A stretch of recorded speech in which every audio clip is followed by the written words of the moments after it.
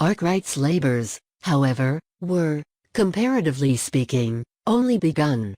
He had still to perfect all the working details of his machine. It was in his hands the subject of constant modification and improvement, until eventually it was rendered practicable and profitable in an eminent degree. But success was only secured by long and patient labor. For some years, indeed, the speculation was disheartening and unprofitable, swallowing up a very large amount of capital without any result. When success began to appear more certain, then the Lancashire manufacturers fell upon Arkwright's patent to pull it in pieces, as the Cornish miners fell upon Bolton and Watt to rob them of the profits of their steam engine. Arkwright was even denounced as the enemy of the working people. And a mill which he built near Corley was destroyed by a mob in the presence of a strong force of police and military. The Lancashire men refused to buy his materials, though they were confessedly the best in the market. Then they refused to pay patent right for the use of his machines, and combined to crush him in the courts of law. To the disgust of right-minded people, Arkwright's patent was upset. After the trial, when passing the hotel at which his opponents were staying, one of them said, loud enough to be heard by him, "Well, we've done the old shaver at last." To which he coolly replied, "Never mind, I've a razor left that will shave you all." He established new mills in Lancashire, Derbyshire, and at New Lanark, in Scotland.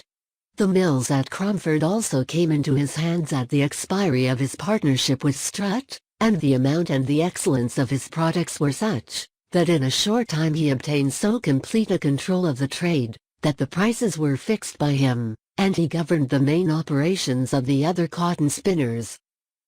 Arkwright was a man of great force of character, indomitable courage, much worldly shrewdness, with a business faculty almost amounting to genius. At one period his time was engrossed by severe and continuous labor, occasioned by the organizing and conducting of his numerous manufactories, sometimes from 4 in the morning till 9 at night. At 50 years of age he set to work to learn English grammar, and improve himself in writing and orthography. After overcoming every obstacle, he had the satisfaction of reaping the rewards of his enterprise. 18 years after he had constructed his first machine, he rose to such estimation in Derbyshire that he was appointed High Sheriff of the county, and shortly after George III conferred upon him the honor of knighthood.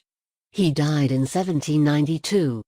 Be it for good or for evil, Arkwright was the founder in England of the modern factory system, a branch of industry which has unquestionably proved the source of immense wealth to individuals and to the nation. All the other great branches of industry in Britain furnish like examples of energetic men of business, the source of much benefit to the neighborhoods in which they have labored, and of increased power and wealth to the community at large. Among such might be cited the Strutts of Belper, the Tennants of Glasgow, the Marshalls and Gotts of Leeds, the Peels, Ashworths, Burleys, Fieldons, Ashtons, Haywoods, and Ainsworths of South Lancashire, some of whose descendants have since become distinguished in connection with the political history of England. Such preeminently were the Peels of South Lancashire. The founder of the Peel family, about the middle of last century, was a small yeoman, occupying the whole house farm, near Blackburn, from which he afterwards removed to a house situated in Fish Lane in that town. Robert Peel, as he advanced in life, saw a large family of sons and daughters growing up about him. But the land about Blackburn being somewhat barren, it did not appear to him that agricultural pursuits offered a very encouraging prospect for their industry. The place had, however, long been the seat of a domestic manufacture, the fabric called Blackburn Greys, consisting of linen whift and cotton warp, being chiefly made in that town and its neighborhood. It was then customary, previous to the introduction of the factory system, for industrious yeomen with families to employ the time not occupied in the fields in weaving at home. And Robert Peel accordingly began the domestic trade of calico making. He was honest, and made an honest article. Thrifty and hard-working, and his trade prospered. He was also enterprising, and was one of the first to adopt the carding cylinder, then recently invented. But Robert Peel's attention was principally directed to the printing of calico, then a comparatively unknown art, and for some time he carried on a series of experiments with the object of printing by machinery. The experiments were secretly conducted in his own house, the cloth being ironed for the purpose by one of the women of the family. It was then customary, in such houses as the Peels, to use pewter plates at dinner. Having sketched a figure or pattern on one of the plates, the thought struck him that an impression might be got from it in reverse, and printed on calico with color.